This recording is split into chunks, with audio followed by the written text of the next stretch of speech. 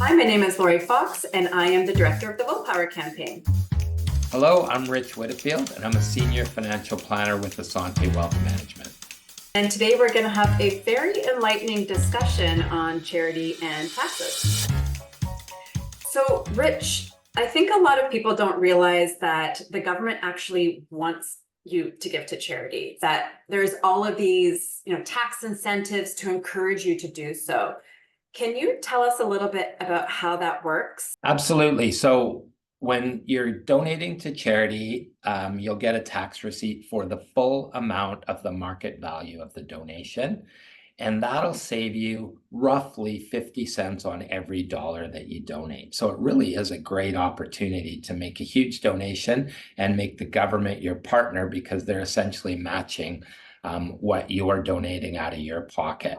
Rich, it sounds kind of funny, but when you die, this can be even more true, can't it? Definitely, Laurie. We're talking to a lot of people about this because for most Canadians, by far their biggest tax bill is going to be when they pass away in their will. And a lot of people are not aware of that. So we're bringing that to their attention and then showing them how a gift to charity can offset a large amount of that tax. Why is it that you're going to have the biggest tax bill of your life when you die?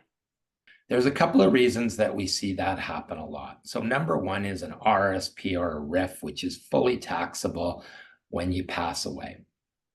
And that, for many Canadians, can be a really, really big number.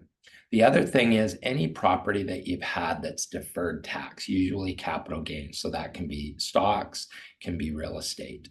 And when you sell that, there can be a large capital gain. And when you pass away, that's deemed a deemed disposition or deemed to have been sold. So we often see tax bills that can be 6 figures or 7 figures when people die.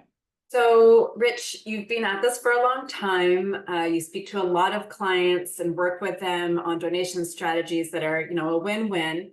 I was hoping you could give us 1 or 2 strategies that you would recommend.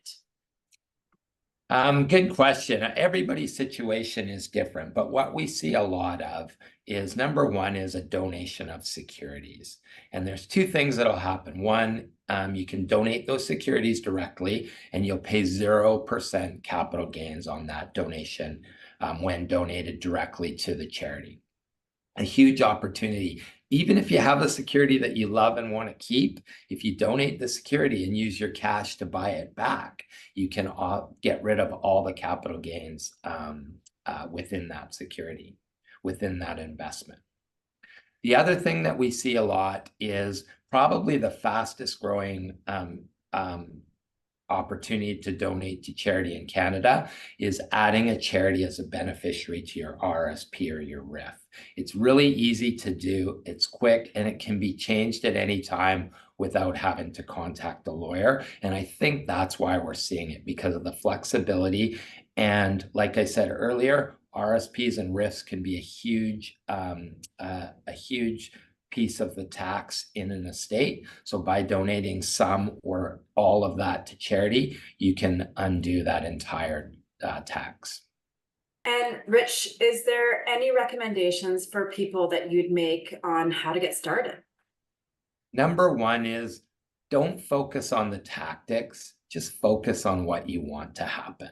So if you want to leave money to your kids or to a family member and you're thinking about including a charity, just blue sky it. Just write down what you're thinking.